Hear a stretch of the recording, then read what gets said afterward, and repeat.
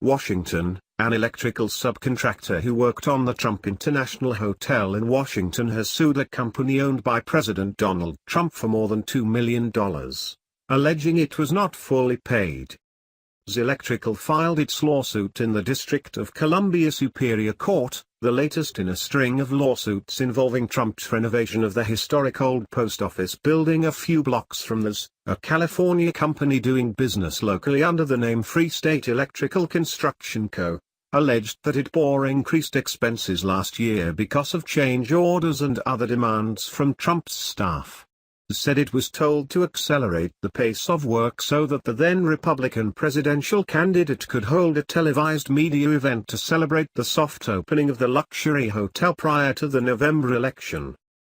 A statement issued by the Trump Organization said that such business disputes are not uncommon during the close-out phase of construction projects of the scale and complexity of the project. The Trump Organization has invested over $200 million into the redevelopment of the historic old post office and is incredibly proud of what is now considered to be one of the most iconic hotels anywhere in the country, the statement said. Said its workers were required to work overtime hours for 50 consecutive days to finish the electrical and fire alarm work at the building before the campaign event. Without the extra work, the company said the building would not have met fire codes and would not have been permitted to open. Trump's campaign orchestrated a lavish ribbon-cutting event at the hotel, which the candidate used to laud his own business acumen. Trump claimed the hotel was opening earlier than scheduled and under budget. White House. The lawsuit alleged that Trump has saved money by refusing to pay his bills, instead offering to pay about one-third of the invoiced amount.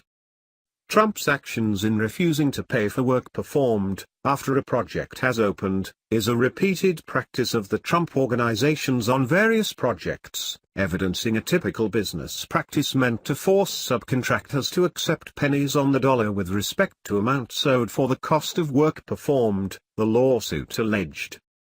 The complaint, filed last week, was first reported by Politico on Wednesday. Is also suing two of Trump's primary construction contractors. Trump's long history of refusing to pay vendors and contractors was the subject of numerous news stories last year. Democratic nominee Hillary Clinton sought to make it a campaign issue, including airing a television commercial that featured an architect who said his small business was nearly bankrupted when Trump refused to pay him for designing a clubhouse at one of his golf courses. Trump's hotel in Washington served as a hub of inaugural activities and has proved controversial for what top Democrats and some ethics advisors see as the new president's conflicts of interest. Trump's lease with the federal government to develop and operate the hotel expressly prohibits any elected official from benefiting from the property. So far, Trump has not divested from the project. The government's General Services Administration has declined to comment on the apparent contract violation that occurred when Trump took office last week.